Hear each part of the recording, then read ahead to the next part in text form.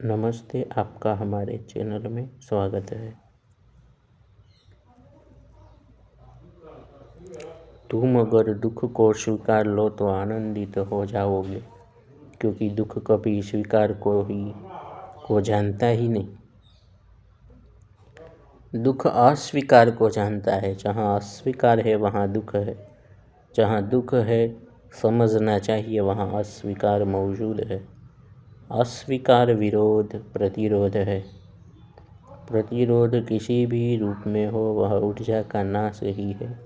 अहंकार को प्रतिरोध में शक्ति मालूम होती है। जितना ज़्यादा प्रतिरोध बढ़ा सके उतना अहंकार। रावण इसका अच्छा उदाहरण है। ठीक उसके विपरीत राम है, प्रतिरोध रहित, सबको स्वीकारे हुए। स्वीकार आत्म स्वीकार है। आत्मा के अलावा कुछ है नहीं, इसलिए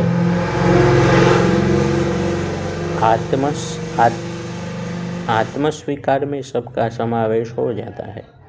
फिर वहाँ भेद युक्त पहचान नहीं है कि किसे स्वीकारना, किसे नकारना, किससे बचना, क्योंकि किसी से भी बचना खुद से बचना है। आत्मस्वीकार ही नहीं है तो फिर भेद तो होगा ही इसे या उसे स्वीकारने या नहीं स्वीकारने का। अहंकार अंतर्मुखी हो तो कोई समस्या न रहे। अहंकार कैसे अंतर्मुखी होगा? सवाल यह नहीं है। फर्क यह है कि अहम बुद्धि ही बहिर्मुखी है, अहम वृत्ति नहीं। अहम वृत्ति चित्त की है, चित्त में है, चित्त का हिस्सा है। यह दृष्टा रूप है। दृष्टा दृश्य और दर्शन की त्रिपुटी में कोई दृश्य का ध्यान करता है। अधिकांश लोगों का ध्यान दृश्य पर ही रहता है। वे पूरी तरह से उसी में खोए हुए रहते हैं। कुछ लोगों का ध्यान दर्शन पर या देखने की शक्ति पर रहता है। यह फिर भी भीतर से ले आता है। सबसे ज़्यादा आंतरिक बनाता है दृष्टा का ध्यान। श्री रमण महर्षि की पूरी ध्यान पद्धति द रमन वे इस पर आधारित है। इसमें अहम वृत्ति पर ध्यान देना होता है स्वयं के रूप में। यह थोड़ा कठिन इसलिए पड़ता है क्योंकि चित्त की अहम वृत्ति से चित्त में संचित सात्विक राजसी तामसी वृत्तियाँ मिल जाती है। पानी का अपना कोई रंग नहीं होता, पर उसमें जैसा रंग मिलाए वह वैसा ही हो जाता है। यही हाल अहम वृत्ति का है। चित्त अहम वृत्ति जड़ है, प्रकृति है, पुरुष आत्मा है। गीता कहती है प्रकृति में स्थित पुरुष सुख दुखों का भोक्ता है।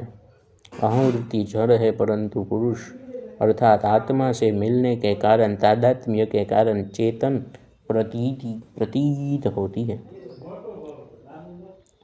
अहम वृत्ति की स्वयंता उधार ली हुई है। अहम वृत्ति की संयंता उधार ली हुई है।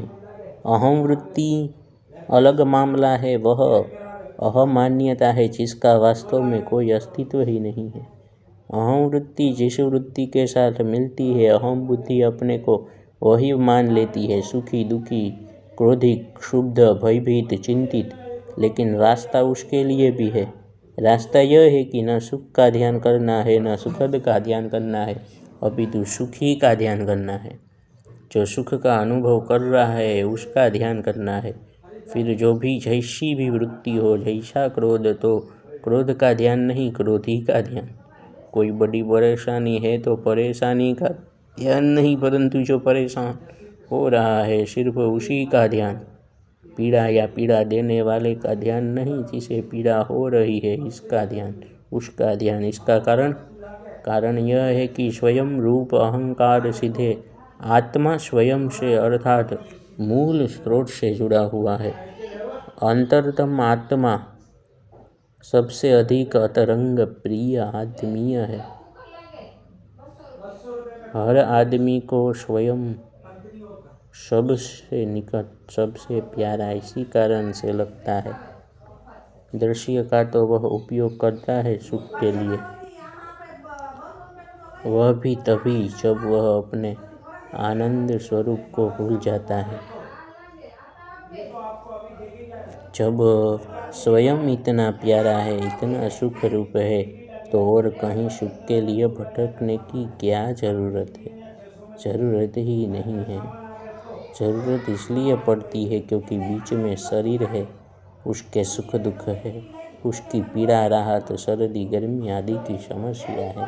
कृष्ण कहते हैं उसे सह लो, सहने तथा उसके सुखोपभोग की व्यवस्था में ही नहीं पड़ने से सीधे स्वयं पर आया जा सकता है।